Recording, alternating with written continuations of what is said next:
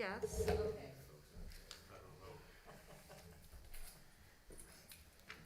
I did send Bonnie, did she fill out the packet for me? I sent her an email if she can print everything for me for tonight, so I didn't have a chance to. Yeah.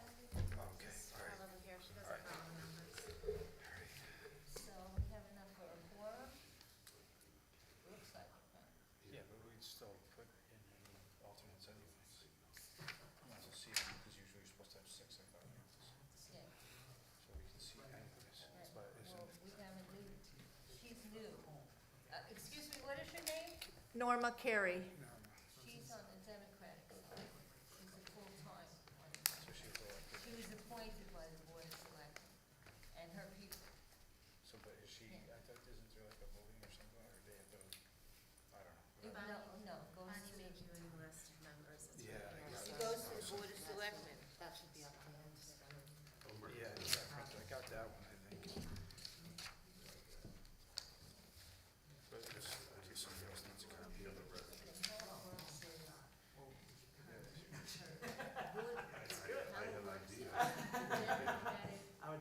Chair, appointed a person who's screening and nominating. Since there is an opening in this area for a Democrat, full-time, For they appoint somebody. apartments. They give it to the selectmen approve it, and then she's seated, and then she runs. When it's time to run, then she'll run.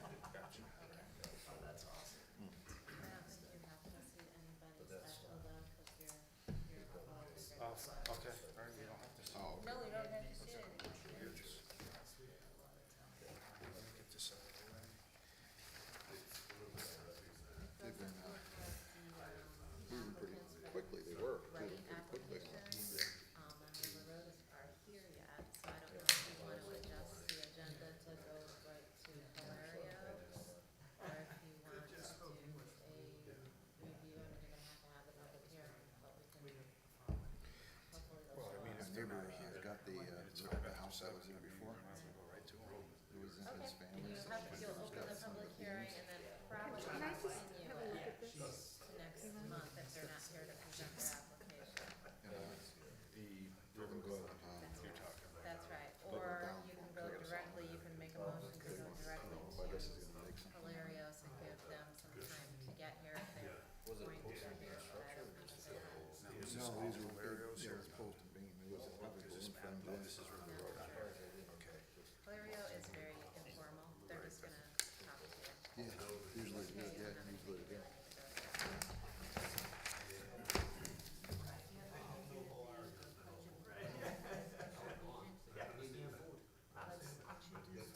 because we have new members. This is River Road. Yeah, River Road. So this Do you is, know where the septic is on here? Does this it is have the it River indicated? Road one here. Where's Hilario then? Don't worry about Hilario, you don't have as much for them, we're just listening. It's not, Well, it's to the front of the house. we think it's Is at the everybody front? ready? Well, the well's up The there. well's, so- so it's gotta be in the back then, right? Carl, you all set? You ready? Okay. With the old places. Yeah. Hi, that's Catherine.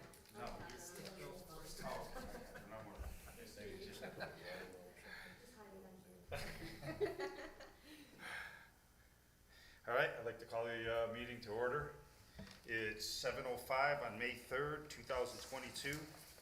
I'd like everybody to stand to do the Pledge of Allegiance. I pledge allegiance Allegiance to the flag of the United States of America and to the republic for which it stands, one nation, under God, indivisible, with liberty and justice for all. All right. Since we have a new appointee on the board here, I'd like to formally have everybody go around the room and just introduce themselves. I'm Mark Kane, your chairman. Sharon Scarlett, Vice Chair. Kathy Francesini, also new this year. Carl Rosa? And Dave Terry. Nice to Nor- meet you. Norma Carey. All right. Okay. Since application 22-085-Z is not here at this time, we'd like to call up Hilario for their discussion of what they're looking to do. Informal discussion. We're gonna bring our 3 chairs up here just so we can all talk. And if you could all just, formally introduce yourselves. Sure. Hugh, you wanna? Yeah, my name is Hugh Sullivan. I'm an architect with Bennett Sullivan Associates in Southbury. And my name's Jay Klein. I'm a lawyer with Carmody, Torrance, Sandak, and Hennessy, here on behalf of Mr. Hilario. Paul Hilario, owner Hilario's Auto and Truck Center, Southbury. All right. So thanks so much for taking the time tonight to meet with us or allow us to get on your agenda. I remember, I think, some faces. I was lawyer representing Paul when he got his initial location approval for the limited repairs license at 1349 Southford Road back in, it was like March, April 2019. We were just reminiscing about how different things were, I guess, a couple of years ago. And I know that there have been some questions we've learned through Ms. Kern about how the site has functioned since that approval was issued. So we're here to hopefully provide you all with some information that I think might be helpful and informative, and share just some ideas that we're working on for the future as well. I know that Mr. Hilario has met with Ms. Kern on a couple of occasions. I had the pleasure of meeting with you, Ty, as well about a week or so ago, and it's been nice to have a staff that is helpful in getting us the information that we need to give you all the information that you need. And it's nice to work with a client like Mr. Hilario. A lot of times I'm representing folks who are not eager to show up to town hall and educate board members or help staff members with any questions that come up. Sometimes difficult to get a property owner to show up at a meeting. I know Mr. Hilario just just picked up his wife from an operation earlier today. So it's good to work with you again, Paul. I truly mean that. When Paul first occupied the property, 1349 Southford Road, or when he first operated there, as I said, we opened up in March, or purchased the property in mid-2019, I'll say. And at that time, we were really committed, and still to this day, to really avoid what I'll call an unnecessary accumulation of vehicles on the property, right? Certainly from an aesthetic perspective, both for the property owner, Mr. Hilario, and for neighbors and folks passing by. You want the property to look as nice as it can, and you don't want any one vehicle to stay on the property any longer than it has to be. And in 2019, first few months of 2020, Paul does a really good job of keeping things moving. He, as a business owner, he doesn't want a car staying on the property any longer than it needs to be either, because that's less room for a vehicle that needs the space for other repairs and operations. So there are 2 types of primary customers, I'll say, that Paul services. One is someone like me. I hear a noise in my Honda Accord, and I bring it over to Paul. He says, all right, I can fix it or I can't fix it. Couple days, the job's done, I pick up my vehicle. The other type of customer, I guess, for lack of a better word, is a vehicle that's involved in an accident that Paul has to tow to this property. And there's a little bit of a different process for vehicles that are towed to the property. That we didn't really get too much detail into, but the process is one that's governed by state statutes concerning business operations like Paul's. When a vehicle is involved in an accident, and Paul picks it up and brings it to his property, and if it is abandoned, under state statute, the vehicle has to remain on Paul's site for 15 days, generally. And if the vehicle is not claimed within that 15 days, Paul then makes a request to the State Department of Motor Vehicles to get, and I have it written down here, but Paul, tell me if I'm using the wrong term of art, essentially an abandoned vehicle title from the Department of Motor Vehicles. And that is, for lack of a better way of putting it, permission from the DMV to get rid of that abandoned vehicle from his property, to remove it from his property. Before March, April 2020, the process, even though the statute says 15 days, the DMV doesn't run on the timeline that most of us live our lives by. They tend to run a little slower sometimes than we'd all like. Probably take 1 to 2 months for an abandoned vehicle for the state to give Paul permission to offload an abandoned vehicle from his property. Of course, March 2020 happened. And Paul's line of work, like probably all of us, his business and way of life was not immune from COVID-19 and all the unfortunate consequences that resulted from it. Particularly with these abandoned vehicles that the DMV is supposed to give you approval to get rid of after 15 days or a month or two. Just to give you an example, Paul towed an abandoned vehicle back in July 2021, and it wasn't until the last week of April that the DMV gave him the authority to essentially, you don't sell that vehicle, right, but to take it off of your property, for lack of a better way of putting it, right, Paul? It was 9 months that the DMV took, when the process before COVID would take typically 1 or 2 months. So that's a vehicle that's there for 6 or 7 months more than it really should be, and it's not through any fault of Paul. We can't control how quickly the DMV moves or doesn't move. What we can do is, and Paul's educated me on this too, is we do move vehicles off the Southbury property to his other facilities in Newtown or Danbury when we can. So that is something that we try to do, particularly if there's a bigger vehicle that may be in need of a bigger or more intensive repair. Paul is doing everything that he can to keep vehicles moving on and off the property as quickly and efficiently as we possibly can. But when you have vehicles that, through just delays of the DMV, are forced to sort of stay in place for months longer than they originally would, there's going to be a bit of a delay that, we certainly, we couldn't anticipate a lot of things in March and April of 2019, and that was one of the things, that could not be anticipated. But Paul is processing vehicles as quickly as he can. When he has, someone like Jay Klein come in for a repair on their 2010 Accord, processing that and doing the work as quickly as he can, and committed to continuing to, improving the property and being a strong member of the community. So. I have a question. Sure. Paul, can you state the name of the business that it is? You keep saying property.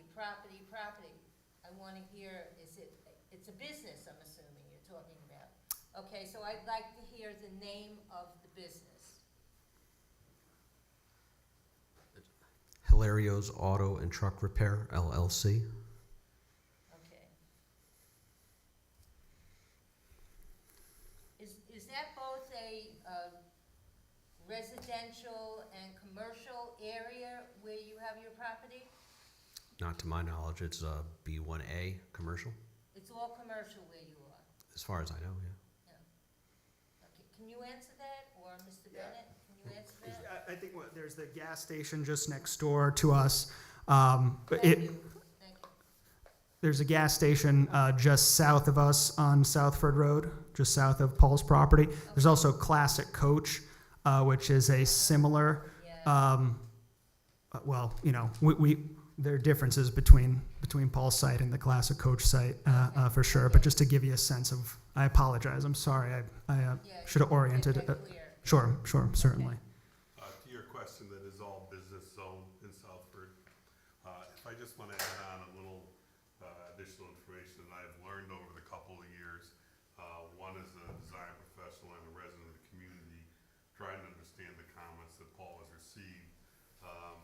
simply, I broke the business down into kind of two categories. There are cars and there are trucks that he takes care of. And when the car or truck is in an accident, he, under his license, has to go get that vehicle, truck or car. What seems to complicate it, and I'm only paraphrasing our discussion, is you're great if you get a car that has insurance. When you get a car that doesn't have insurance, it makes his life more difficult. With the DMV, trying to move the car, and then with COVID, it's the time to get feedback that allows him to move that property has become quite cumbersome for him. And he can't guess how many accidents are gonna be in a week that he has to service. All right, well, I have quite a few questions. Please. Actually, these will be questions for Paul, if you could answer those.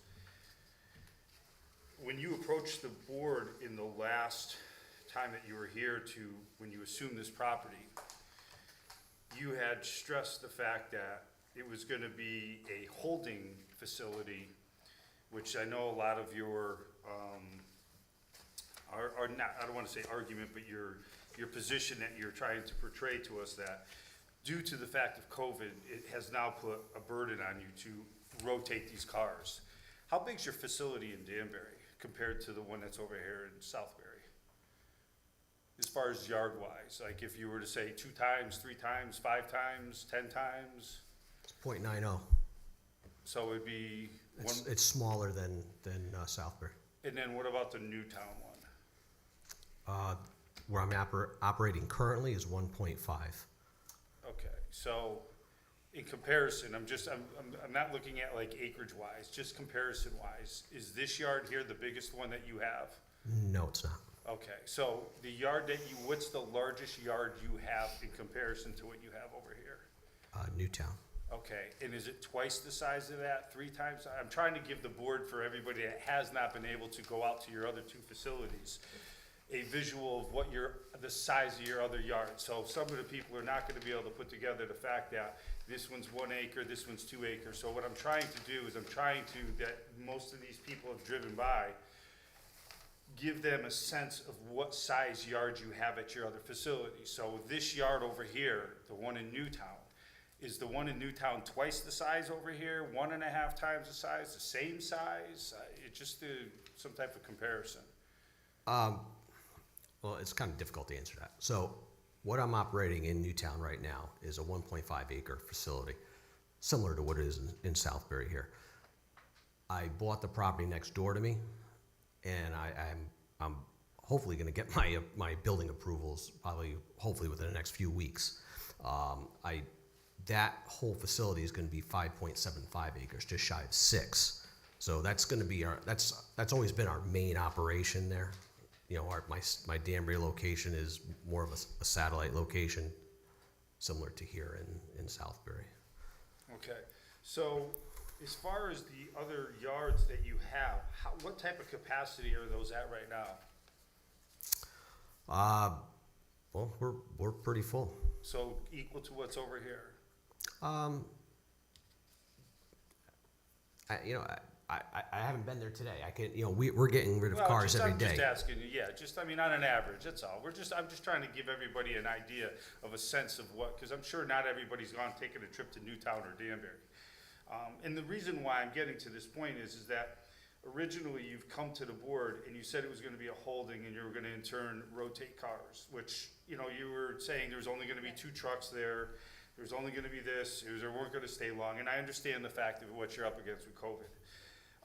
But a lot of these cars, the only time that if I research correctly, is that a car would be there for any length of time, is that if it was in a severe accident where somebody had died, you cannot move that vehicle. You're allowed to move it from where the accident was to a facility, and if I'm not mistaken, and I might be speaking out of turn on this, then that vehicle has to stay there until the investigation is done, correct? It can't be moved again or anything? I can interject on that one. If that was under an investigation of a vehicle, the state police would most likely have it, right, above an inspection and release it to Mr. Okay, so as far as the rotation, as far as the vehicles being in there, I've been up by there, and I mean, there's a lot of vehicles in there. I mean, there's more than what we were led to believe. And we're just trying to understand how it went from where it was supposed to just be a holding facility because this was gonna be a satellite, because you wanted it from 84 to pick up the cars, drop them there, and then be able to move them on a rapid time, regardless if you needed a release from DMV. I don't recall ever having that conversation as far as if the DMV, and I understand it's slower than normal, but the fact is that now it was supposed to only be on the paved area.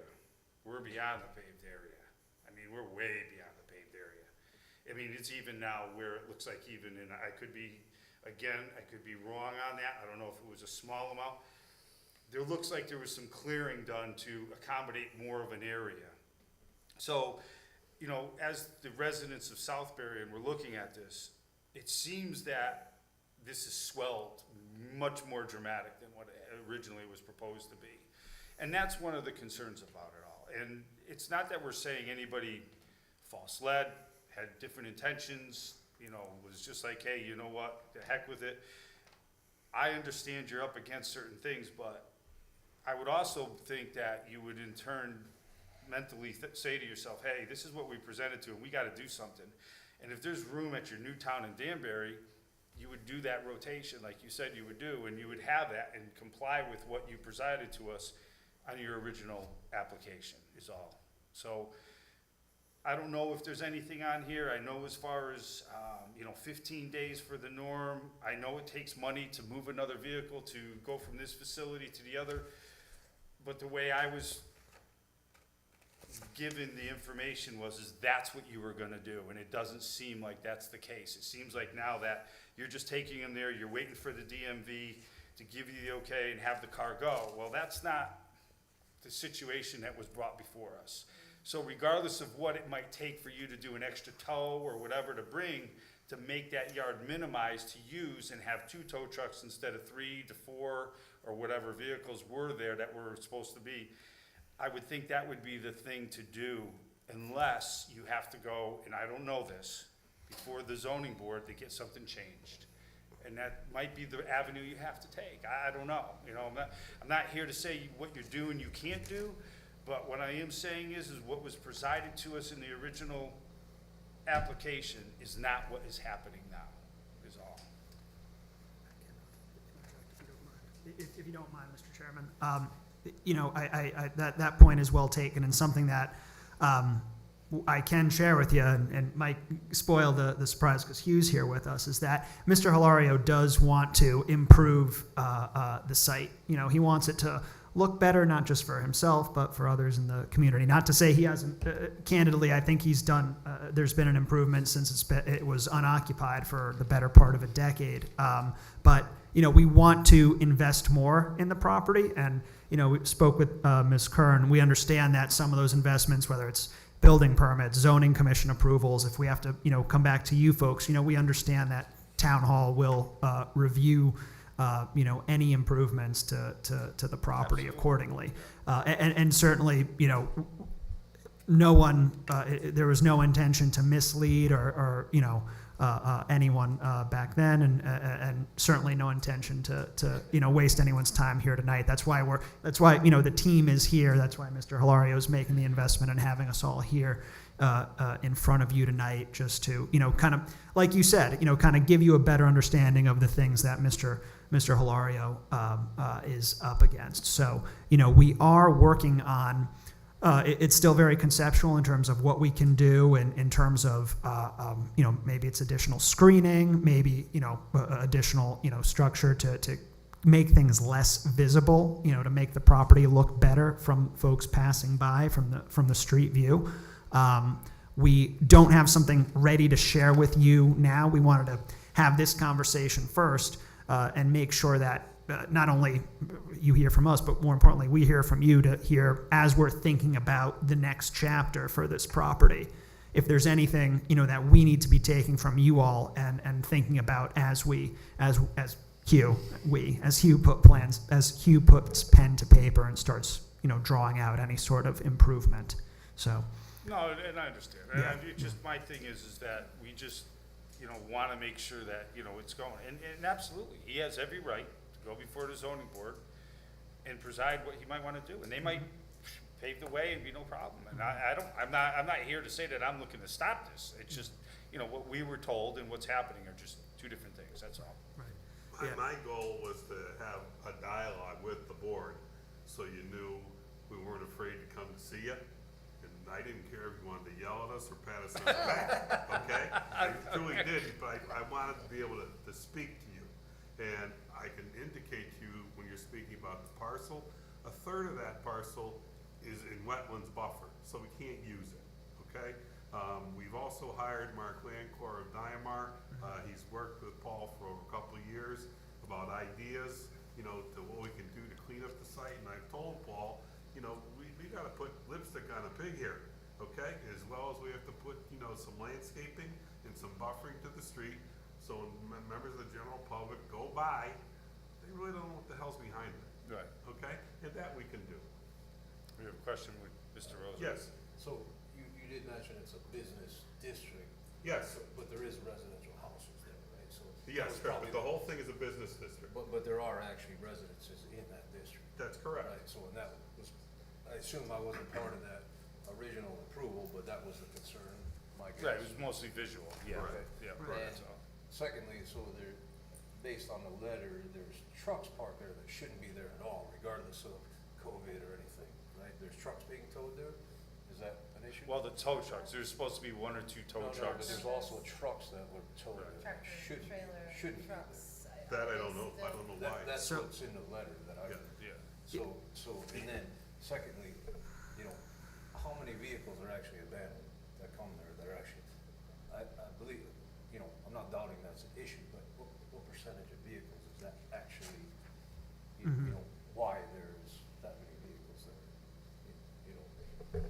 Sure. And how many are over the 30-day period or the 15-day period? I mean, let's get specific. Sure, and Paul can answer that question best, so I'll let him answer that one best.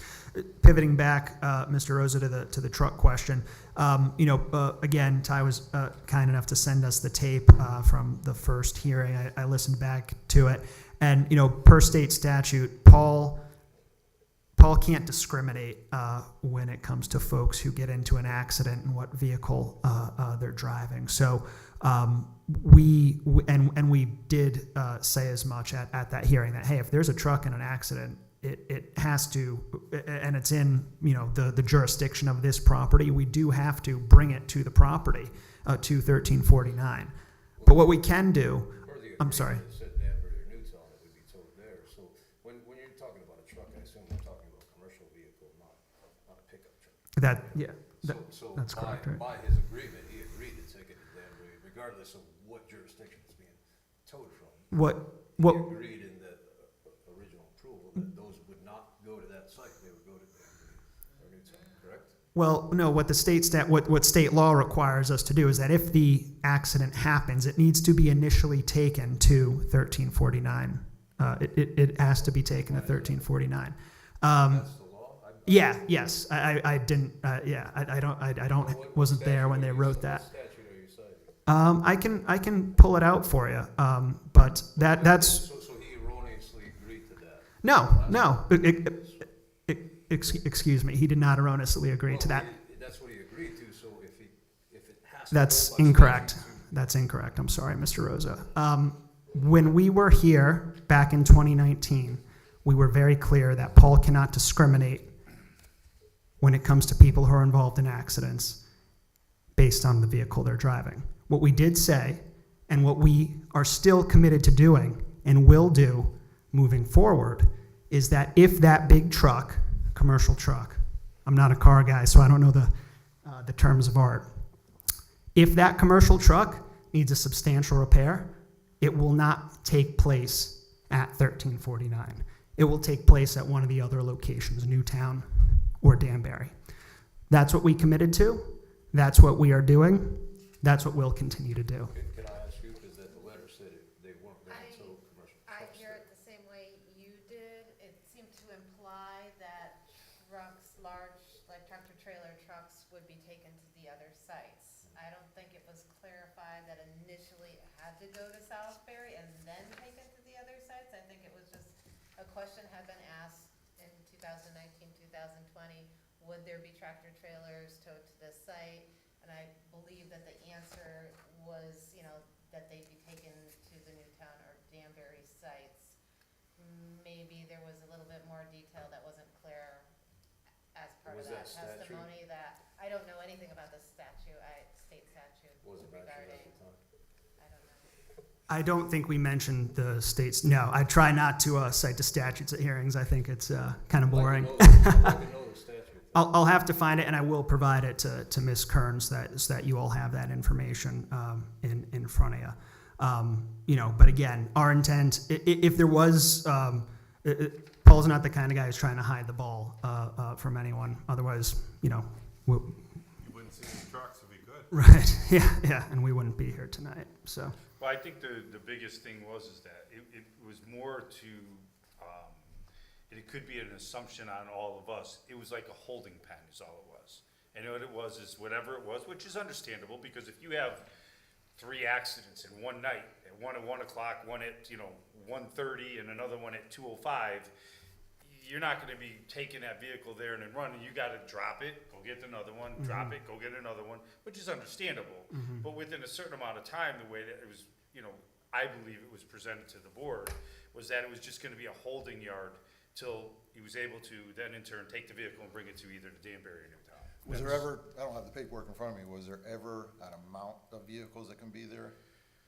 Like 20 vehicles, 30 That's a good vehicles? question. I can't remember. I don't believe there actually was. And was there stated in there, they have to stay onto the They have tar? to be on the pavement, part? right? And they're Now not. now they're into the grass, so now we're talking about Oh, yeah, environmental. no, there's And we're in substantial. bordering wetland, so now we got a serious problem with these trucks, vehicles, cars, And when there's an motorcycles. accident, oil leaking. Yeah, everything's Oil leaking into the leaking, ground right. right now, as we're speaking, right? Oh, that's a great question. No, there's not oil leaking in the ground right now as Yeah, we're there speaking. is, there is. If it's a vehicle there, it's leaking, period. So, Mr. Pitari. Patari. No, I just wanted to pronounce it right. Yeah. That's all.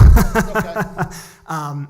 When a vehicle is stored in the grass area or not on a Yep. paved area, Paul puts, and I don't know if this is a term of art, but appropriate environmental pans underneath. Pan under each, Yeah. under every vehicle that's out there? If there's a leaking vehicle, they'll put a pan under it. They monitor. Is there- Mr. Patari, if they monitor the vehicles to see, hey, if this one wasn't leaking on Monday night, but here we are Tuesday night, they go and check. For a fact, I know that every vehicle out there is leaking. Every vehicle. There's something leaking out of a vehicle.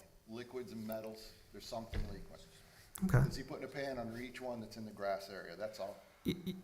He puts a pan under every vehicle that Every needs a vehicle pan. is- Every vehicle that needs a pan. That's their practice to do it. I'm The not other gonna thing. argue, but I doubt Oh, no, that. no. I'm But not that's the arguing with you. problem. Yeah, That's yeah. what we're gonna need to look at, okay? If you have a certain amount of vehicles that were supposed to be in the tar area that's covered, Mm-hmm. that's one thing. But now you're bleaching over into the grass, according to Mark, which is not a good thing. Right. Well, that's another. Just respectfully, again, listening to the tape, we did say, and there was a little bit of crosstalk, but this property is a legally grandfathered use, which means that the repair operation, the auto operation of this property existed before even there were zoning regulations. So there are constitutional protections for that pre-existing non-conforming use, property right protections as to the automotive repair use. The prior property owner, Mr. Hatter, had vehicles everywhere on the. I can't tell you where each vehicle was at every given point through the decades, but the pre-existing use occupied the entire property.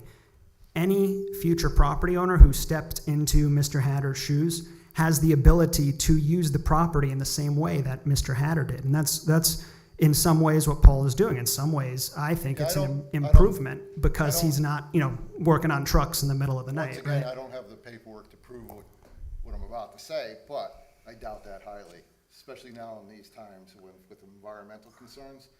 I think that's all changed. You can't just take over a piece of property and say, okay, it's contaminated. This is the way we've been doing it for 100 years. We're gonna continue to contaminate it for another 100 years. He's just saying Yeah, no, that's correct. No, I'm not, absolutely not. No, I'm not saying you can contaminate a property, certainly No, not. No, Correct. But when you do put a car in the grass, you contaminate it, and that's bottom line. Anyway, that's all I'm bringing up, that's the part. The environmental concern is gonna be something I'm gonna look at, Sure. so. Yeah, no, and I appreciate that comment, because like I said, Hugh is, here's that in our plans, we are taking, hopefully the next time you see us, we'll say, Mr. Pitara, you talked about environmental concerns, here are all the, bells and whistles that we're adding on to the site to make it better. Our goal is with Danbury to create soil separators, so we can, if anything like that occurs, we have the ability to collect that on site. I have a question. Well, the whole purpose, I'm sorry. Oh, I just want to know, do you have a stormwater management plan? We do not, but if we do engage in, a zoning commit, or a site plan application, Yeah, or I'm a just development plan curious, yeah. application, I'm sure we'd be required to, I think that's a piece of it. You will Yeah, have to do it. and speaks to what And Hugh don't get me talked wrong, I'm about. not trying to be hard about the whole thing, but that's just the way, this is the situation we're in now. Because, Sure. we got the Southbury, training school, it's contaminated, back in the day, everything's good, was just throw asbestos all over the place and rub it on our bodies, but we don't do that anymore, Yeah, So yeah. that's what I'm looking at now. And unfortunately, it's not his fault, his property is butted up against wetlands. Right.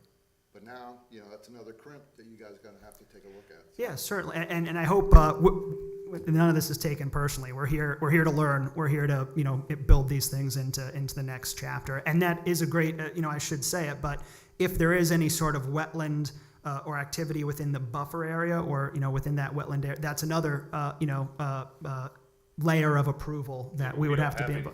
No, I understand that. I'm just letting you know, if that is, your staff knows how close we can be, how close we can't be, and if we're too close, that's another layer of review and compliance that will be in play. Do you monitor any effects on the wetlands?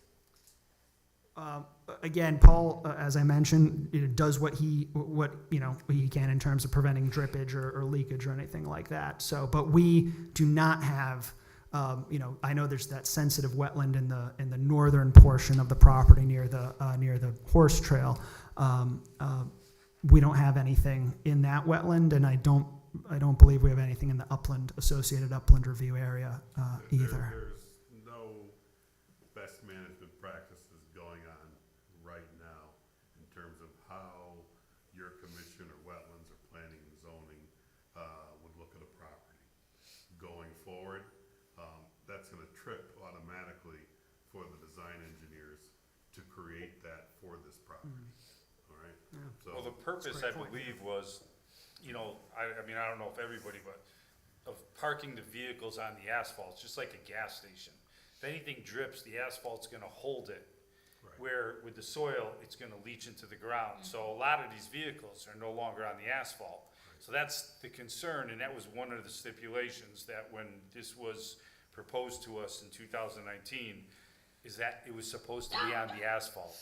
We're no longer on the asphalt. That's correct. So I think what would be the ideal situation is, I mean, and this is just my recommendation, I have no way to enforce this, is to, come to what was originally agreed, get the vehicles on the asphalt, and then pursue your way for your, through the zoning board, and fall into compliance. And I honestly, I don't foresee it being an issue. Nobody here is just trying to be a stickler, but we're just trying to, this is what you presided to us. So that's what we'd like to see is all.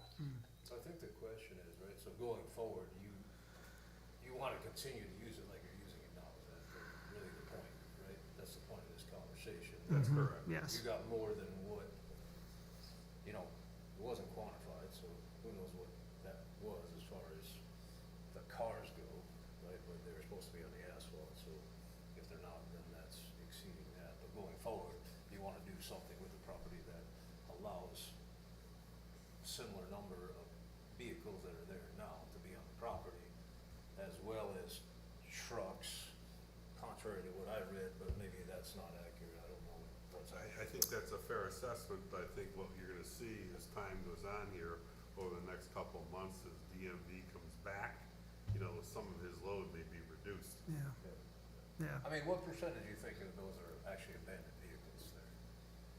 That are, As far as the percentage, how many cars are there right now?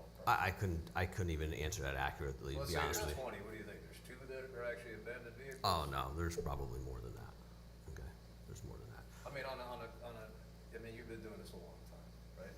Yeah, too long. On a yearly average, what's the percentage of your vehicles that are actually abandoned that you go through DMV? To be honest with you, there's quite a bit. What happens, I'll give you an example. I have a 2015 Ford van. A local guy, somewhere around here, son got arrested. He's in like a halfway house. Guy's begging me, please don't get rid of the van. You know, he's hoping that his son comes out and he can work. So I try and work with the guy. I still have it. I mean, it's not often that I get a 2015 vehicle. But what happens a lot is we have insurance dumping, which that's what happens is like you guys get in a wreck, car's totaled, they send you a check so you can go get your new vehicle. The insurance companies, a lot of them, not all of them, but a lot of them, they'll reserve the right to not retain the salvage. What happens is they go out, they look, the vehicle, they're like, forget it, this thing isn't worth us moving a thing.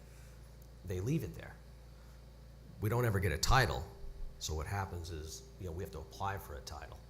And depending on the vehicle, to kind of piggyback what Attorney Klein was saying, that 15-day rule is for vehicles less than a worth of $1,500. If, like this 2015 van, that has a lot bigger value than $1,500, you know, that requires like 45 days, and you have to hold an auction. You have to advertise in local papers, and there's a few more steps that I'm missing that also equate to a longer period of time. In order for you to apply to the state for these abandoned vehicles, the first step is you have to get what's called an H-114 form from the police agency. So that officer that put that vehicle in your custody, he's got to sign off saying why the vehicle was towed, the VIN, if there's any damage, anything like that. With that, then you can go to DMV. And then at DMV, honestly, it's, you know, it's, you know, they've been running, you know, for what Jay was saying before is, you know, they were running on a limited staff before. I mean, it was kind of a nightmare. You know, to be honest with it, is, you know, you'd send in paperwork and it would sit there for 2-3 months. You couldn't go there because they were closed. Time period before COVID where they were actually pretty good. Yeah, no, they weren't too bad. I mean, I'll be honest with you, they weren't too bad. It's just, you know, when the COVID hit, and I don't want to kill the whole COVID thing because everybody hears about it, but I'm just going to be straight with you, and I'm just going to give you a working guy's answer. And what happened was you'd send in the paperwork, and it would sit on the shelf up there up in Weathersfield. You couldn't get in the building. I went there a few times. You couldn't get in the building, so you got to send emails, and you say a short novena hoping that someone's going to get back to you. And if you call now, they say that DMV is no longer taking phone calls. You have to email them. So what would happen is the paperwork would sit there until whenever you'd get it. And fortunately, we, like, probably 2-3 weeks ago when I met with Ms. Kern, you know, that day we had just got 4 abandoned titles that we applied for like 6 months ago. So it was like, you know, as soon as we got them, we made copies of them, and they're gone. They're out of there just because, you know, it's hard to keep them rolling, you know. So moving forward, what is your timeline for sort of getting the act together to comply to what you had presented us before? Because now you have too many, some are on the grass, you know, yada yada. So what's your timeline for cleaning it up? Mr. Klein wants to answer. Just to piggyback on that, and then I'll invite Mr. Hilario back up. And I'm Ms. Scarlett. Correct. Mrs. Scarlett, yeah. You know, as I mentioned to Mr. Rosa before, you know, because this is a legally non-conforming property, and if there was confusion, you know, at the 2019 meeting, you know, I believe when I listened to the recording, I did hear Mr. Hilario state that there would be, you know, vehicles behind the building as there had been historically.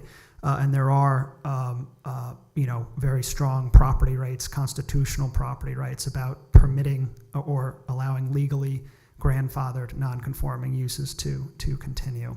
But with that said, you know, we are trying to put together a plan really as quickly as we can. I would anticipate in about I don't know if a month or month and change or a couple of weeks for us to put together a plan to share. This isn't the last time you're seeing us. Right. Number one, okay? Even though that's not how the process is. My goal when I wanted to work here with you No. was to just keep you informed. Regarding your comment about pans, he can certainly make certain there's a pan under every vehicle. Okay, again, we Well, learned it's not that. the pants, it's just the environment, Well, it's but three I pants. mean, Yeah. it's better than nothing, okay? It's something that came out tonight, it's a good step forward. We just want you to know that, we're not gonna join hands, but we wanna make something positive on this. And I do think, like I said, we can put, a prom dress on the pig, or, it can work. This can work. I just have- Please, yeah. I think what you're getting at with what was stated the last time in that agreement, so to speak, the limiting of use is not necessarily, in your opinion, legally binding, is that? No. I mean, I believe it. We presented, our proposal, and in, I believe the statement of use for we said we would use existing improvements. That's the phrase. I wrote that, so that's why I remember it. The word improvements, the way I've used it just in my career, an improvement is an addition, a non-natural feature on a property, a parking lot, a building, a shed. That was not intended to say we're using existing improvements and we're not using anything else on the property. We are, in my opinion, and again, not trying to, this is just we have a side of it, you all have a side of it, and I'm glad we're both, having the opportunity to hear each other out. Because prior owners used the back portion of the property, a subsequent owner would be permitted to do so as well. And so when I said in that statement of use that we're using the existing improvements, that was not to say we're not gonna step foot on any other portion. It was to say we're not building a new building at this time. We're not, yeah. Specifically referring to and again, I wasn't part of it, I haven't read the actual minutes or whatever the stipulation was for the approval, but, only having cars on the paved area, not having trucks, as was stated in what I saw, I don't know if that is again, accurate with the original statement of use. I also listened to I wasn't there for this, but I listened to the tapes and I read through all the minutes and I interpret it as you did. They may have meant something different, but that's my interpretation, and then reading your approval. So just as a reminder, this was before you as a locational approval for the limited repairs license. Not like the existing non-conforming use. It wasn't about that. It was about the limited repairs license. That's why it was before you. And your board considered in the resolution traffic, safety, ease of entry and exit of the site, sight lines, amount of traffic adjacent to the roadway, amount of trips to the site. You also considered the proximity of residential neighborhoods and other uses might affect the location, and all the testimony that came before you to make your decision to approve the limited repairs license. So just as a reminder, that was what your charge was, and that's what you based your decision on. So I think the difference basically, between the current operation and the last operation is that they didn't tow vehicles as Mr. Larry does, That's a distinction, but there was a letter from or a finding by the prior zoning enforcement officer that this would be, considered a continuation of a grandfathered use. There's not going to be an exact match every time, right? And like I said, and as Hugh said, we're not here to, and at least I find this, I don't know, you all might feel the same way or not. I don't know that it's additive for any of us to kind of, look back and say, there are differences, right, in sort of our position and your position. Where there's not a difference, I think, is, on the way forward, and what we want to do, what we want to bring to the property. you know, something that I think if you all, you know, would like it, you know, any future it's not our intention for any new building or structure to require a variance or anything of that sort. So unless we needed a variance, I don't know that we'd come back. But with that said, if you have room on a future agenda when our plan, and even perhaps, you know, before we make a formal filing with another board, you know, since you all were the first ones that we started this conversation with, perhaps it makes sense to share that updated plan with you, you know, before we file it. Has no bearing because you're gonna be presiding a whole new business plan, we wouldn't see it unless it got refused, so I mean, I'm not saying No. we appreciate it, but honestly, it has no bearing for us. Okay, well, It would only be if it was denied, and then you'd Right. be for us. My comment to you is, this would be a special exception to the planning commission. The planning commission may wanna get a referral from you. So may come back. and if- May come back. Yeah, but Yes. then So- you'll be So for it's us. the referral, whether it's positive or negative, that's why we'd wanna be back before you. And if you feel like they're in violation of what you approved, may very well have an impact on their decision. Correct. I mean, if you don't feel like what's happening there is what you approved to happen in that locational repairs license, then the planning commission, in their process of making that decision, obviously would take that into consideration. Are they in violation of their statement of use is the question.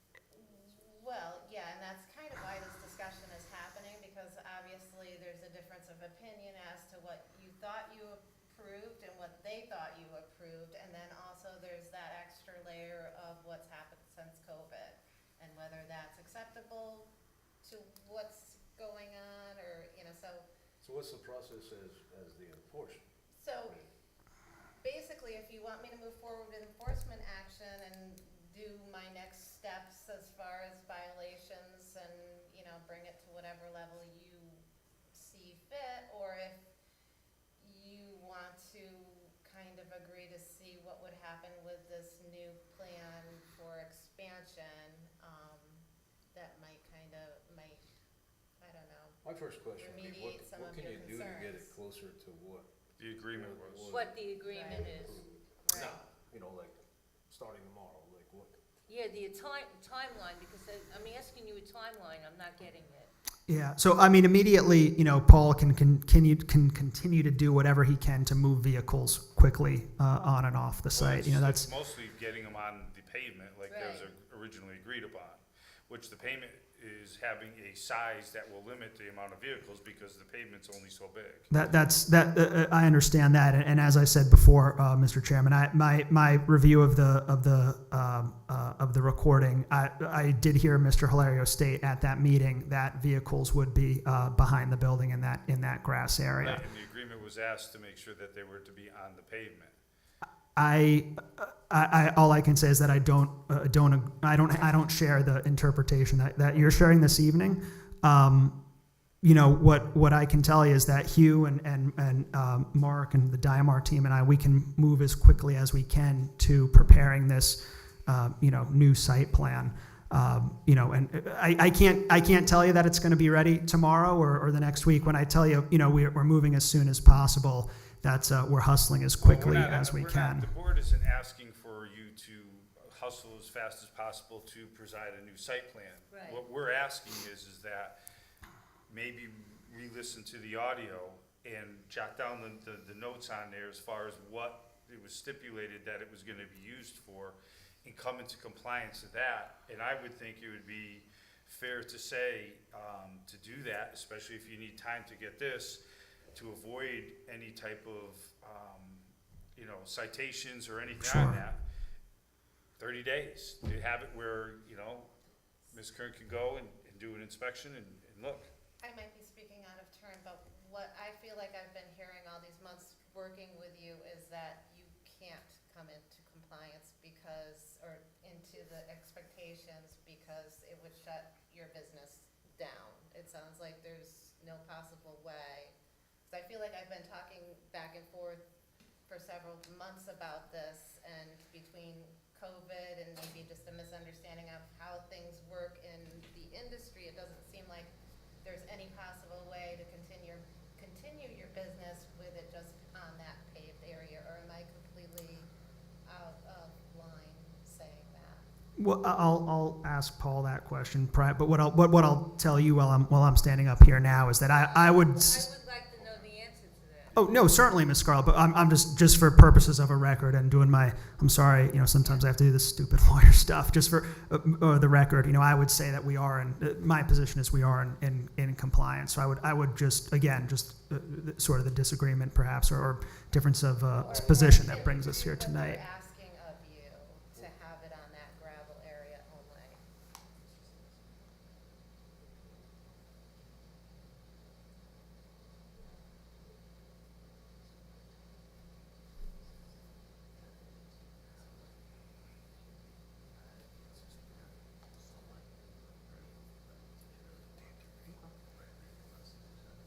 Yeah. I mean, Paul brings up a good point.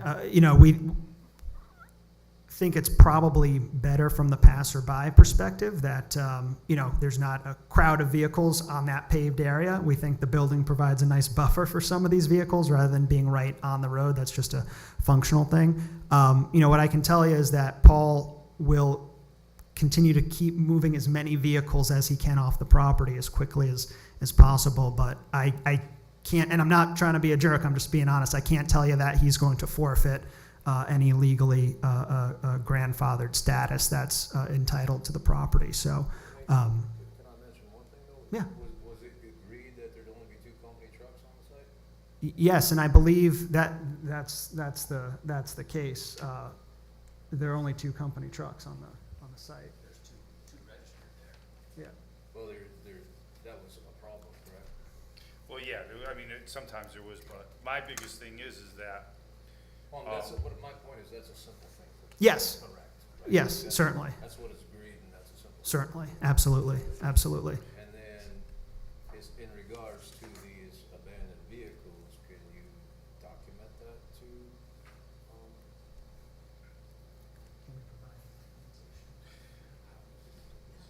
Yeah, that's something we can give you. I know we're kind of talking colloquially, right? But more like, hey, here's the vehicle. We can give you more of a manifest. along with the statute that says, I mean, this, we're just for being example, I'm sorry, I find that a little bit Okay.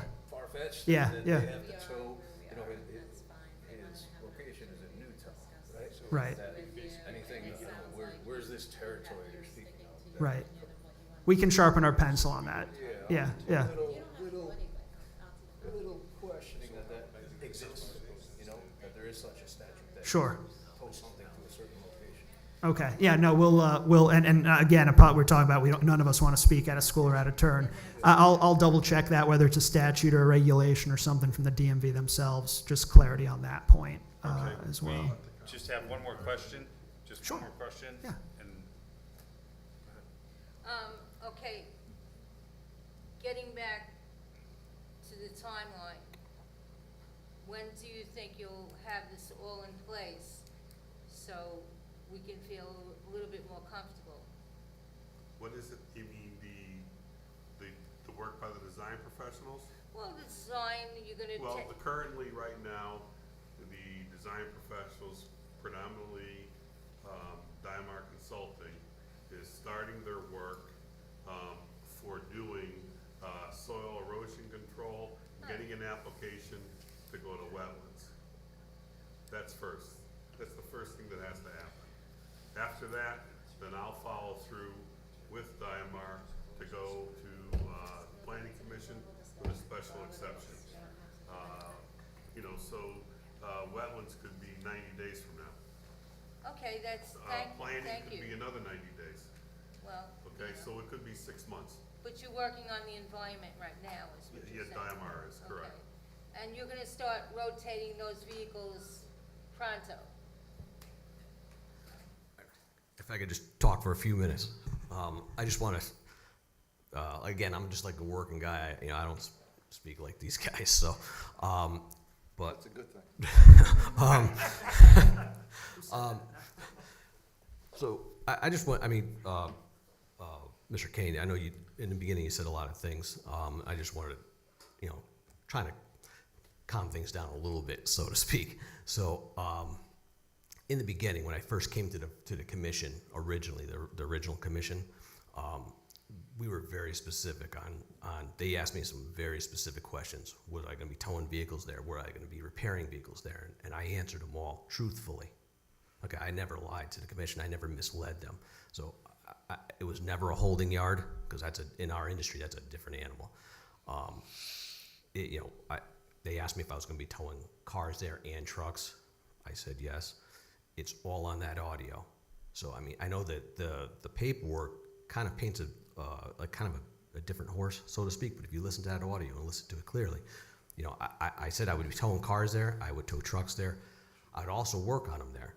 What I did say is that if the repairs were big, like they were gonna be, like say an engine replacement, then, I'm not equipped there to do that, and it takes a long time, and, that's not what we intended to do there. We're gonna do that at our other places. That's why I said I had the ability, because I have other locations, I could move that vehicle. Okay, So- so everything you have there, you're working on, is what you're saying? Yeah, so to take a couple steps back, I just wanted to make sure that everybody was clear that I never misled anybody, and I would never do that. And Let's just clarify that statement, because what she said, I don't know if you agreed or not, but I don't think that's true, because some things are just stored there because you're towing them and they're not their insurance stuff, right? So some things you do repairs, and some vehicles are just stored because you do towing off the highway, and the car may, like the gentleman that got the DWI, for example. Yeah. I know that's at another facility, but that kind of example would be just stored there until it was taken care of. Yeah, well, that van is here in Southbury. Oh, is it so? Yeah, it is here. Yeah, So it is here. The point is you do repairs, and vehicles are stored there. Yes. Until they're either paid for or Yeah. resolved with the DMV. Yes, and a lot of this is like the insurance companies, we're waiting on them. You get overwhelmed for all this stuff, because through the So- red tape and the bureaucracy. Yeah, go ahead. To be honest with you, there's to be 100% honest with you, our biggest holdup is getting that initial form from the state police. I can tell you that the girls in the office, man, I mean, they really pull their hair out trying to get that stuff. It's not easy. It isn't just like you just call them up, because sometimes these guys are working, midnights. So it is. I'm not experiencing anything different than my neighbors or anybody else that does, towing or repairs in town. I mean, but I want to just say that I'm not here to fence with you guys at all. I mean, I want to make the place. I mean, I'm not going to pollute it. I mean, I spent a lot of money to go there, so I'm not going to contaminate my own property. That's for sure. We're pretty diligent. Like, if we have a car coming in and we just got in a front end collision and we see it's leaking, before it even goes in the back there, we're finished draining it. We're putting pans there just in case they catch the residual. So I mean, we are pretty diligent. And they did ask me about the vehicles in the back. I think it was the original chairman. I couldn't really hear his name. Yeah, no, I was present for the board on this. On the original one? Yeah. Yeah, so when they said, are you gonna be parking vehicles in the back? I said, yes, I'm gonna park them right where they are in the back, as they have been for forever. And we do that, so people are driving by 67, they don't see a wrecked car. Like we have a fatality from the bridge, from the Rochambeau Bridge that's there. I mean, nobody's gonna wanna look at that, driving by 67. So we try and conceal that as best as possible, So the accumulation of cars, we are working very hard to get them out of there. I have a question, Mr. Sullivan. Oh, excuse me. Would it make sense if there's some confusion? I mean, you listen to the tape, so that your interpretation is different than. Yeah, I mean, obviously, over the course of testimony, a lot of things are said and then resaid and phrased in different ways, and that's why I sent So, everybody the link, so My everybody could question, would listen it to it. make but- sense to come back before us with a statement of use for what it's being used as? And maybe some interim mitigation factors, if, is it better to have the cars back there and concealed? Maybe that's better, than whatever was agreed or stipulated. Well, the original before. agreement was in the back in the on the back. asphalt. Right. Okay, all right, so whatever, So it would probably be better if they had a cap of X amount of vehicles. Well, just the fact is that if Because they're they have parked on so the asphalt, that's, Right. that's it. I mean, that's all we're asking, that's it. So, well, I'd like to move as a Right. motion to close this, discussion. It was just informal. Yeah, it's Yeah, just an informal discussion is all it is, but if you'd like to speak one more time, that's. Yeah, no, that was something that I mentioned earlier, Mr. Kane.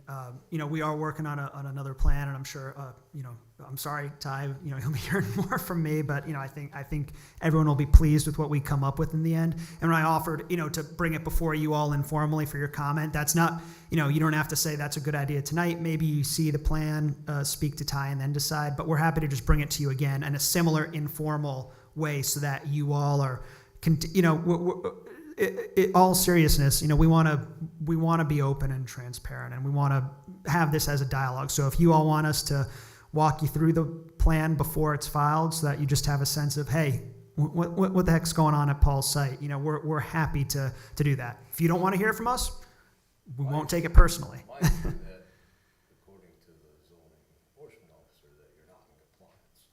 And I'm not hearing anything about what we're gonna do to be in compliance. And that's why I said, if you think that there's confusion of what was agreed upon or not, maybe it makes sense. Because this is at least 6 months down the road at a minimum, right? That's a minimum. Then if there's gonna be construction or changes, right, there's time there. So you're 6 months to a year down the road, right? Right, and that's what it's Ty's job to do.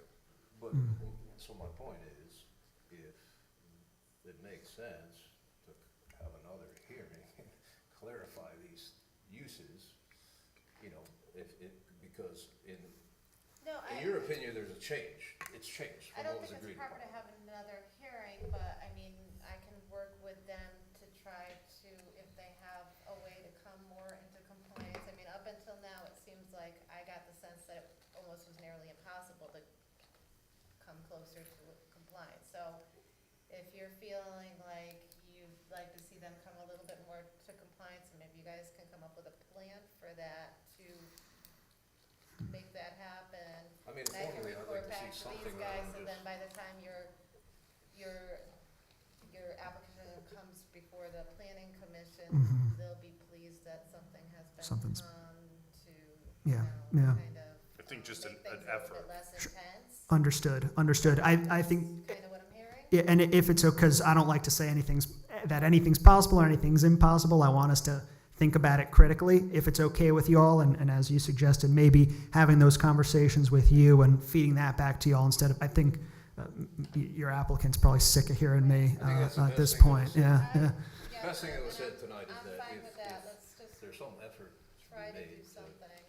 meet, you know, be in compliance as was originally agreed upon, would go a long way towards whatever's gonna happen in the future. And that's what I had suggested as far as re-listening to the audio and coming into compliance. And then this is where Ty's turn, or her job is to make the decision. It's not up to us. So I'd like the motion to close this informal hearing. No, it's no voting. You can just tell me to shut up and leave. Yeah. How about we just move forward then? In all seriousnness, thank you all. I Yeah, you really are. appreciate Yeah. it. Yeah, enjoy the rest of your Have a evening. good night. Have a Thank good you. night. Thank you. Good night.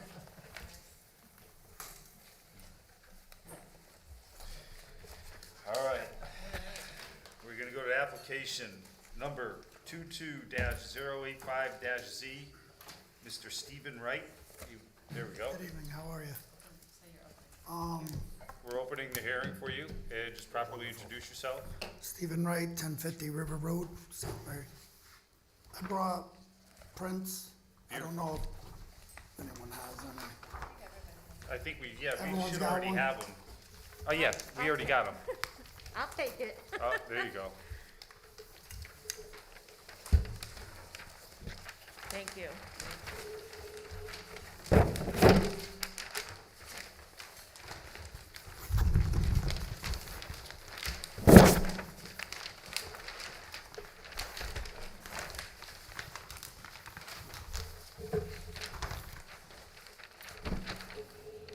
So the existing print, as you can see in the black outline, is the original framework of the house.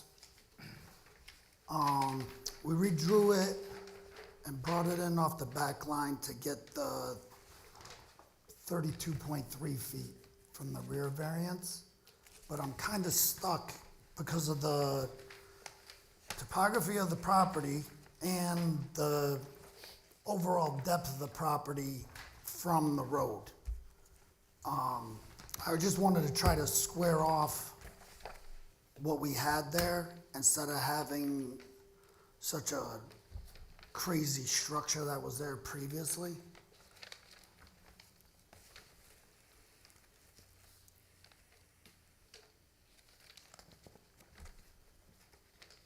So on your rear setback, you have, The rear setback, I'll get, the new one would be 30.3 feet. which I see is in red. Yes, the black is the old, house. All right, so the red square is what the new structure's gonna be, the black is the The old one, Previous. yeah, we tore it down. okay, so there's no foundation, No, no nothing. nothing, it's just It all was- gone. It was a rock foundation that was like, Okay. nothing left, So now, this red outline that is here correct? is gonna be the new squared house that you're putting in. And the existing garage and well is not being affected, that's staying, correct? Not at all, yes. Okay, all That's down actually on the road. Okay, gotcha. Where's your septic system? Septic is planned, if you look to your right, Oh, TP, TP. Out here? Oh, okay, Yes. Yeah. there you go. and that's well over Yeah. 100 feet from the well.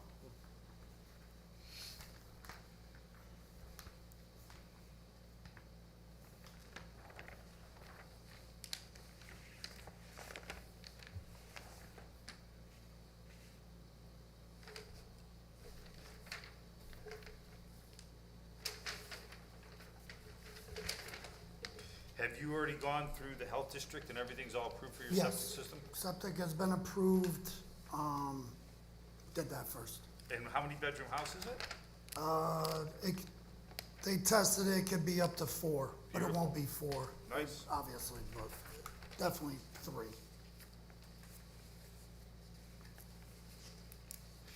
And on here, what are you looking, where's the biggest issue you have that you're depicting on here? I don't know if you can actually, you wanna show me maybe, it'd probably be easier to just point out.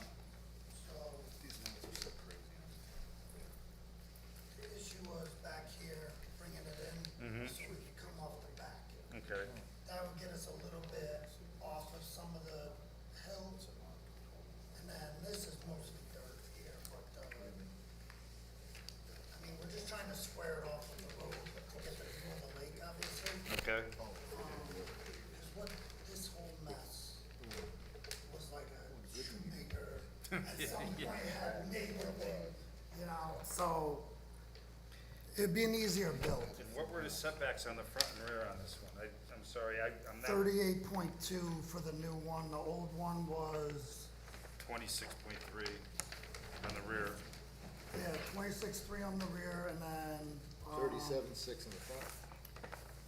Yes. on the Right, old but one. what is the I'm sorry, So you have, you're supposed to be 50 from the street line and 30 from the property lines. so he's on the rear, you're correct? 30 on the rear? Or the sides? Yes, so he's made it more conforming in the rear. His issue right now is that he's not meeting the front. The setback. front setback, gotcha. Yeah, and if you take and add another 11 foot, 10 inches to it, you're gonna have a shoebox. And he has right to rebuild the house exactly as it was. It was a pre-existing non-conforming house, so he can rebuild it as it was, which, and he'd rather square it out a little bit. He's eliminating one of the non-conformities, so he's just asking for that change. So he's actually coming more in compliance with, in the front and the rear. Absolutely, Yeah. yeah. Yeah. But is his footprint getting bigger? His footprint I mean, is square getting bigger. the because- square but footage, on because the wooden But deck on the and, sides where he's not non-conforming, so. Yeah, he's more than enough on the sides Right. with setbacks. The only issue, I don't know if you read the staff report, was, he has a front porch added to the design that might not necessarily And how big is the front porch? Is it a full front porch, just for your stairs? Do you have a, He drew it all the way across. I mean, we can make it work to what we need it to be. so, I'm sorry, I didn't mean to interrupt you on this, but, so the 26 feet includes the porch? 26 feet, no, the proposed is 5.5 feet The next by red line that's up. 44, correct. Yeah, so If we put a full-length porch. what style house is this, a colonial? Haven't even got that far. Oh, so you have no plan, no nothing? We're just trying to get the foundation, and then Hugh Sullivan will design That's us the new, yeah, this is the what we'd like. Porch this way area, this would be the house. But what was there originally was like a cape, Yeah. sort of. But we're trying to get a foundation, then build what we hopefully will work, because we're staring down at the river there, and we're trying to make it work so we can take in all the natural views of the whole hill on both sides. So where you have the proposed stairs is where that extra footage for the deck, Correct, yep. okay? And what's the square footage of the house that you're thinking of doing? So I think the foundation is around 1,100 for the, Yeah, but that's not. but that would be a slab, so it'd probably end up being 2,200 if you 22. figured 11 per floor. And the front porch is what, about 5 feet in depth? Yeah, it could be whatever. Yeah. It's 5.5 by, 44, so that's 600. But you're gonna be putting it on sonotubes, you're not gonna do that Oh, incorporate? yeah, no, Okay, so everything. there's, right, so, Because the hill over there is pure ledge, right, most places, not all, but, yeah, everything would have to be cement, concrete pylons, wherever needed. okay. So per, And do we have any neighboring, abutting, I know we had one letter. So we did get the letter, and Sharon should Yeah, read if that you can for read that the into the record, record. please. Okay, it says, Monday, April 18th, 2022. This is in reference to application number 22-085-Z. Dear Mrs. Roberts, Stephen Wright and Joan Marie Fontana, 1050 River Road, have submitted an application for a variance of the zoning regulations to amend the zoning regulations under section 4.4 regarding setbacks to the front of building setback to street line as to replace and construct proposed residential house located at 1050 River Road, Zone R-80. A public hearing, this matter is scheduled for Tuesday, May 3rd, 2022, at the Southbury Town Hall, room 205, 7 p.m. Okay, masks are required, yada, yada. Abutting property owners have the option to respond either in person or by correspondence and may send correspondence to the zoning office. Sincerely, Stephen Wright, applicant. And then, this is an answer, April 24th, 2022. I am basically pleased with the variance proposal for a residential house located at 1050 River Road. I do have one concern, the dirt trail proposed that circles the structures, that terrain is so very steep, it could undermine the tree line and cause a mudslide. P.S. I am going out, if you could next contact me by phone, okay? Eileen Roberts, 990 River Road, Southbury. Can you elaborate to what she's discussing? So, in the back of the house, it's drawn dirt trail. I see that going around, At yep. some point, it's about 7 feet wide, and previous owner cut the trail all the way through, and then there's a lip, and behind it's the mountain. Now, there's probably 200 trees dropped from that microburst all the way across the whole upper part, there's not much water comes over there. Most of it's subterranean, way underneath. And do you have anything right now that's like, that you had to do since I've you- never touched that trail at all. But since you've been excavating on this lot and you've disrupted the area, have you had any runoff, erosion? Do you have anything in place, hay bales, silt fencing? Yeah, we got the silt fence so the front of the old house was telephone poles Okay, that they had put in. That covers everything across. I put in a curtain drain, dug the ditch down, so anything goes into the curtain drain with fabric. But nothing runs down the hill, nothing gets out down the driveway, and anything on the trail hasn't moved at all. and how long have you owned the property? 2 years. And since the 2 years, has not been disturbed or anything, the trail? No, And it's always been retained? been the same way since we've gone there. I mean, you get the rocks rolled down, nothing big, thankfully. Just so you know, for the board, if there was to be anything of a concern that your neighbor would bring up, what would be your efforts to resolve that issue? If it was to happen? We could pack it with rock, because we got plenty of rock. Like It's probably all ledge there thousands of anyway, right? tons, yeah. It's probably ledge, right? They built the whole retaining wall with every bit of rock on my property. So there's more than enough rock to shave it and pack the hill. So you're signifying to the board that if this does become an issue, you will address it immediately as far as whatever Yes. needs be? Okay, all right. Well, excuse me, it won't pass. What will pass? Well, if somebody goes out there and checks it, you know, and says, okay, well, I don't know if you can do that. I mean, That's a question you can ask him, but he's basically Right. stated the fact that this has been 2 years, there's been no erosion. He's Right. had trees that, from the microburst, which if you look all along that whole area, and he's basically stating the fact that if there's anything that has, because 2 years of being there, and he's basically dismantled this whole site. yeah, but as he's building, don't they go out to check Yeah. while he's Absolutely, building? yeah. That's what I mean, so, yeah, so, He's just yeah. asking for a variance tonight, he still has to come forward with a site Right. development plan. Yeah, so we're just, He may have to go in front of the inland wetlands, because he may be within 100 feet of Okay. the water course that's across the street, so there's yeah, a but lot. it's- I'd say, There's a lot of more that he Yeah. needs I to wish do. it That was. property's been there over 100 years. yep, Nothing on that hill is let loose yet. no, So if it's gonna happen, In all respect to the lady that wrote the letter, I mean, Right. who is she to, you know, she might have. well, she's got a concerns. concern. well, she's got, yeah. He's on the she's record got now that if there's concerns. something, he'll address it. She'll address it, That's right. it, Yeah. that's all, no big Exactly. deal. not a It's problem. not California. Yes, Carl? I just wanna point out something that was in Ty's letter, that, by increasing the square footage per zoning regs, you cannot increase the nonconformity, that would increase the nonconformity.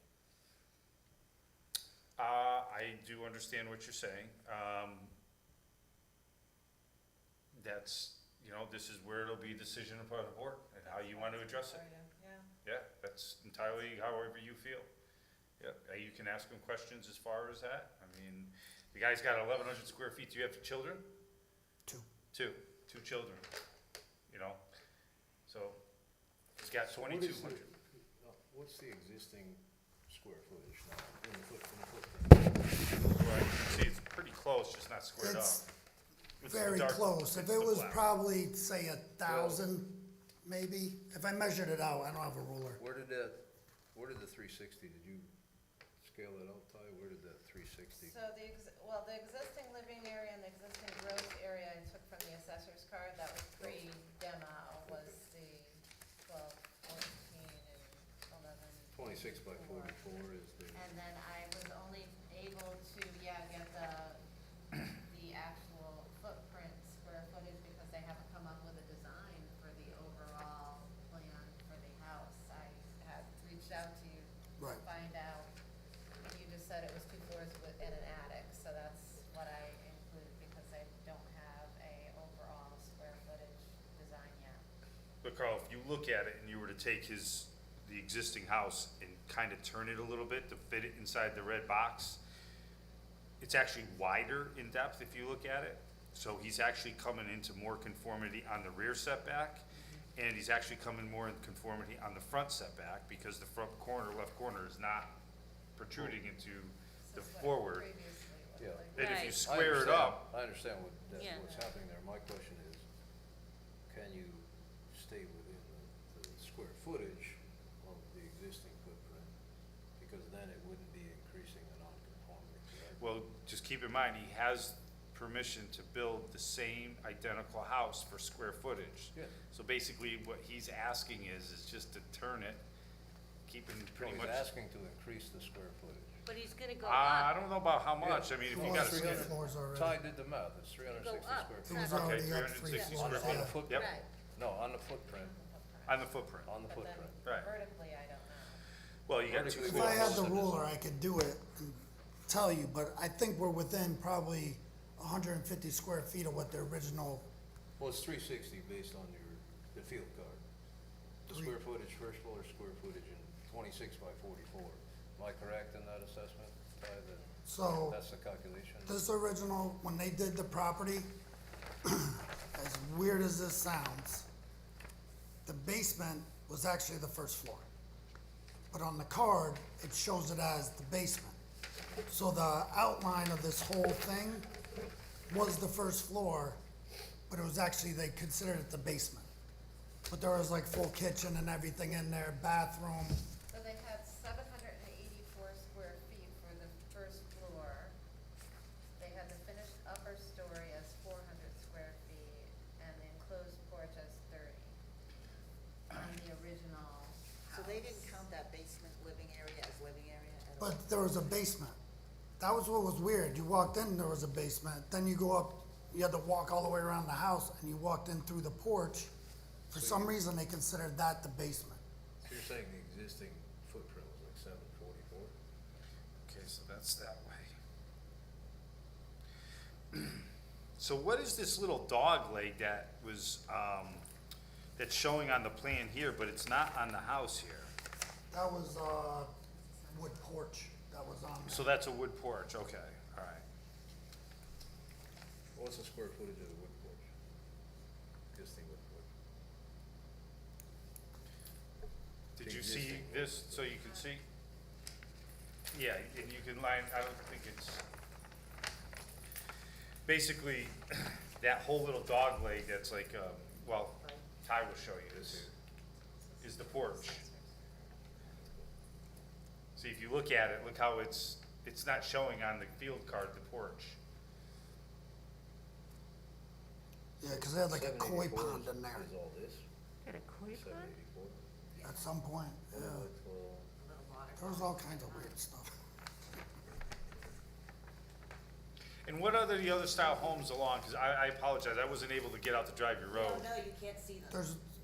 There's one ranch, but that's way down, and How he's new right is on the that? road. Is that like, is it rehabbed or? 70s, I think. Like Yeah, but he has a huge, probably 10 by 50 deck on the front of it, and he's right by the road. What about going the other way? Other than that, it's just a South barn. Flat Hills, the next house you can see on the road. Okay. So how We many can't- acres is it? What's the? It's .91 of an acre. Oh, okay. So we don't, This Eileen is Roberts is the 74. only neighbor, we can't even see. Put in that. She owns Everybody's up on 30-some the hill. acres around us for open space. Yeah, And then it's the gas pipeline on both sides. Very Right. nice. yeah. You're butted up against that swamp then, right? No swamp. No. We're on the mountain. We're on the mountain. Yeah, but if you go down the road another few feet, there's that water on the right. Well, about a half a mile. Yeah, Okay, by so the you're- farm. Yeah, We're- before Mitchell's. Oh, we're way Yeah, before no, Metro. you're We're about, We're yeah, midway, we're like- literally midway on River Road, we're .9 of a mile to the bridge, we're .9 of a mile to Mitchell Farm. Yeah, this property was actually for sale for quite some time, wasn't it? years. Yeah. Yeah. Yeah, Yeah, it's been no. vacant for probably I 30 looked years. at this property. Now, do you have a boat? Everybody did. Did you have do you have any access to the river across the street? Yeah, we walked. Yeah, there's, Yeah, we have our permitted use, so, good for you. yeah. That's awesome. We think they're waiting for us to build, so they'll give us like our dock permits back. Good. Was it loaded with a bunch of lumber or trees and timber and stuff like that down or something? We had the drive, we had to take them down in order Yeah, to do the from driveway. one Yeah. of the storms too, yeah. But they used to throw They would, you know, when we get those bad storms on that road, the town just throws the trees over. Actually, the funny thing is that when the storms came through, nothing on that property budged. It was every other property around it. That property did not get touched at all. Insane. It was crazy. Doesn't make sense, but I think 'cause And it's way up. there was multiple storms since we had been there. I'd been on River Road for quite some time. And I was living there at the Silver Bridge when the tornado came through. And I was watching that property, nothing happened to that property. Then we had another hurricane come through, another hurricane come through. All those high winds that took all the trees down around us, but nothing's ever happened to that property. It's like there's this bubble around it, just like protecting those like rock walls Don't and jinx stuff. yourself. Yeah. No, I'm serious. They've been there for over 100 years. It don't matter. That's why they call it 100-year storms. Now that we took the shoebox down. But- Isn't that where the wood chipper was? The bridge, No, that's actually metal right in bridge, front of yeah. 640, which is the Silver Bridge Oh, House. yeah, Yeah, okay. the old Love property was where The wood the chipper, old yeah. beach access for the Love property is where the wood chipper thing was. Mr. Rudd, I have a question for you. So being that you haven't fully designed everything yet, if we were to move forward and approve a variance, you're stuck with this, right? Yes. That's, I mean, for what we got proposed, should be adequate. We feel, right? It should be adequate enough space for a family of four, I so, don't know that you're making yourself clear, or maybe. Well, what you I'm making may. myself clear is this footprint, yes, sir. right? You're giving this to us and saying, this is what I'm gonna do, but you don't have your house fully designed. Right. So If that you don't makes do it it- exactly to this footprint, Oh, not a problem. Nothing bigger.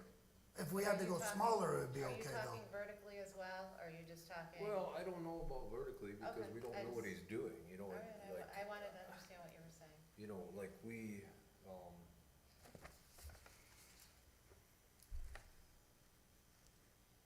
you know, everything else would have to fall in with the zoning, within existing zoning. Yeah, As I far mean, as- as long as you didn't as far exceed as- the 40 feet that are. He could do a second allowed. story, he could Okay, do a 40 feet, he has a square footage, you know, gotcha. minimums and limitations, you know, Right. everything else you do, when you put that forward, you know, for your building permit, would have to conform to zoning 100%. Right, And you'd have to go off of this footprint. not a problem.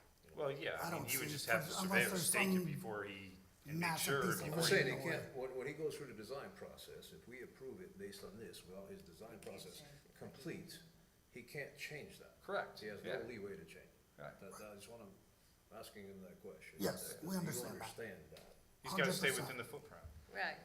that's here, that he's proposing. Yeah, we're just trying to build a nice modest house, not any kind of McMansion or go crazy or anything like that. I mean, if he was to try and fall within the compliance of the setbacks here, he'd have an 8-foot wide house by 40-foot long. It'd be, Two double wides. you know, Yeah, the only question in my eyes is it more non-conforming? Not, you know, by adding square footage to that footprint. I think it's more conforming than non-conforming. Well, it becomes more non-conforming because you added square footage. It's going out, man. He's, He's adding square but footage. he's got the width to do it, okay? Yeah, but it doesn't matter. It's more non-conforming because it's a non-conforming lot already. So you're making it larger. That's, you know. You're making the that's- footprint larger, is what well, you're I saying. don't know on this, Carl, because I'd have to say, if we were to take the square footage of what nonconformity now, that previously bumped out into the nonconforming areas, and when we take in what he's doing and look at what, even though the structure's bigger, how much square foot is actually now in the conformity area, I'm gonna say that his new structure is gonna actually fall in more of conform than the previous, because if you take the whole front going towards the garage, that pie-shaped sliver there, and that porch, and then you take the back corner there, and you take the square footage of that, and then you take where he's turning it and making it straighter. Personally, I mean, without a ruler, Wait, but you're just making my point, is that there's more of this structure, right? It'd be a larger square footage. regardless of the larger square footage, I'm just saying as far as the setbacks, how much is encroaching into the setback area. what he's With saying him is- doing his new design and turning it, I feel, in my opinion, by the look of It's it, more conforming. it's falling more within the parameters of the setbacks versus jutting forward and backwards. Just for argument's sake, that doesn't what it says here. It says you can't go any larger, any word for word. Correct, but he's I not. know, you're going into, yes, I understand what Right. you're saying. You're coming out of the nonconformity. And this is where you have your decision I'm of what just, you're gonna wanna do. You know what I'm talking yeah. Yeah, no, I I'm just understand what saying. you're saying too, Carl, by all means. Kai, I have a question. On the letter that you sent, under comments, questions, and concerns, Public Works submitted a statement regarding drainage on this property.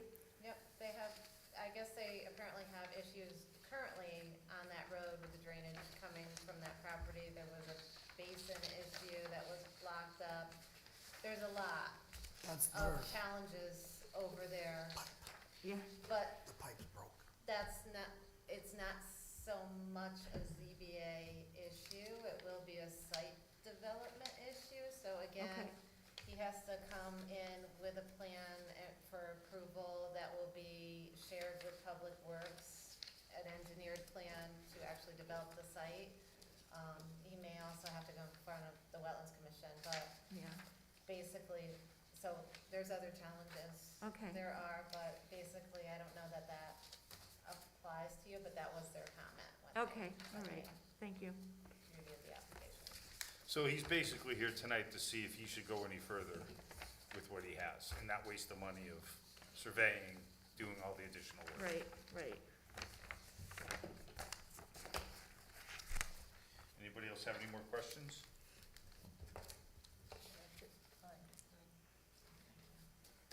Where, oh, the green cards, did you submit the green cards for the return receipt? Did I submit them? The abutters? Yeah. No, I The have 'em, though. notices. Do I you don't have have them on me. Do I need to submit them to you? Yeah, they're supposed to be submitted. Yeah, how far away are you from, You won't wanna be here by the time I get back, like half hour. One oh, No. what do you Make a propose we motion doing that something? I don't think you can Close make the it, hearing. yeah, I don't think you can close the public hearing. Yeah, we can't You without, have we have to have all that Right. information in. So we're just gonna, what, Part of the, we Yeah. have to make sure that everybody was properly correct, noticed. Well, notified? it was just her in the town of Newtown. Yeah, but we got, I mean, the only thing we can do is do a continuation or Yeah, you can continue the public hearing to next month or. to next month, or we can try and do a What, special table it? meeting. I make a motion that we continue the public hearing next month. Okay. I second that motion, unfortunately. All in favor? No, that's my fault. I thought I had it. Yeah, because we can't, I mean, you know, if there's something that does come into an issue that we're not aware of or whatever, it Yeah, just, 'cause it's her and town of Newtown. Town of Newtown, Well, they're across the river, river, so and you that's need what, the 500 feet or something. Yeah, it's within a municipality. Which, Yes. yeah. So that's where I have two neighbors, Newtown and Eileen. yeah. That's the Okay. the Who's in favor? assessor gave you the notice. Everyone in favor? I second it, yeah, I second it, continue. Okay, all in favor? Aye, Aye. Right, Thank you. Have a good night. okay. Okay. sorry. That's all right, no, it's my fault. Thanks for the presentation. You're welcome. Yeah. Have a good night. Good night. Yeah, Do they ever call a special meeting to do something? We have before, I don't think he's, Yes. I don't get the sense of urgency because he doesn't have plans for that. yeah, no, it's, I agree. All right, so we gotta go through, all right, so we motion to Hold close. the minutes. Right, now, any new business?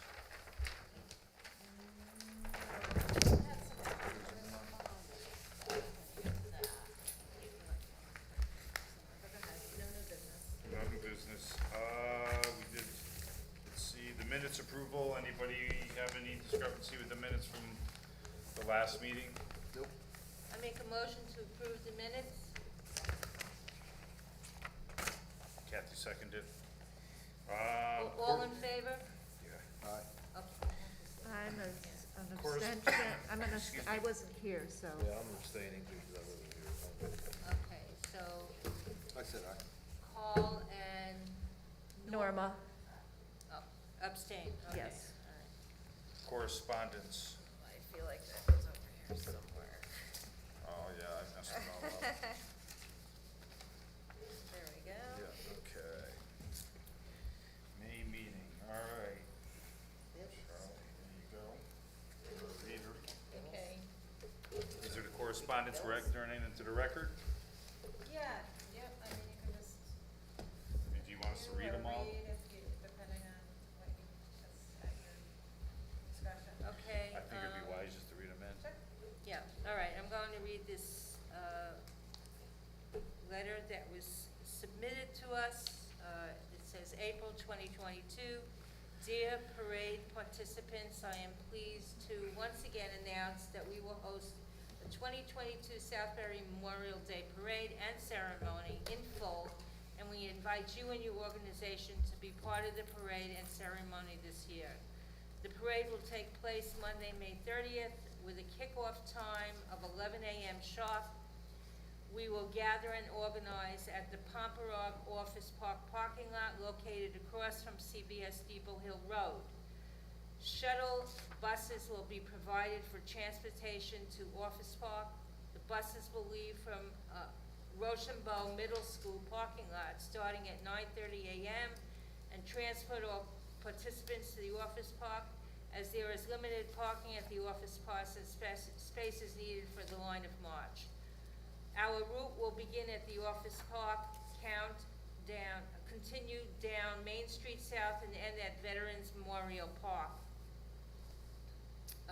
We ask that you invite your family and friends to be bystanders along the route on Main Street South to show your support for this special townwide annual event. In case of weather, the parade will be canceled and the ceremony will continue at the Southbury Senior Center. Okay? RSVP for your organization's attendance for the parade and ceremony utilizing, there's a link, and it says, thank you, Mary Corso, Southbury Memorial Day Parade Chair. Thank you, Mary. Well, the work she does. Okay, says one thing. And then we have from the Naugatuck Valley Council of Governments. This is to the town clerks, copy planning and zoning, inland wetlands, land use department, conservation commission, composter and rain barrel sale, online store open. This is dated March 21st, 2022. The Naugatuck Valley Council of Governments is holding a backyard composter and rain barrel sale event this spring. The sale will offer quality composters, rain barrels, and accessories at discontinued prices, discounted prices to residents of the Naugatuck Valley region. Okay, additional information, if you want to contact, go to 203-489-0362.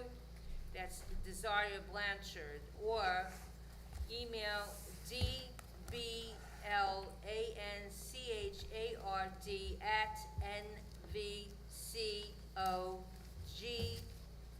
dblanchard@nvcogct.gov for additional information. Okay, there you go. That's it. All right, any new bills? We have no bills. Any other business that may properly come before the board for next month? We have nothing for next month? And we have July off, correct? Isn't it July or August? July. July, I it's think. July, there's Yeah. nothing. Okay. Meeting adjourned? Motion to adjourn? The hearing that we continue to next month, we do have. Yeah, that's the Yeah. business that will be, Yeah. yeah, but nothing new that I'm aware of. Correct. And at this point, it's almost too late to get it All in favor?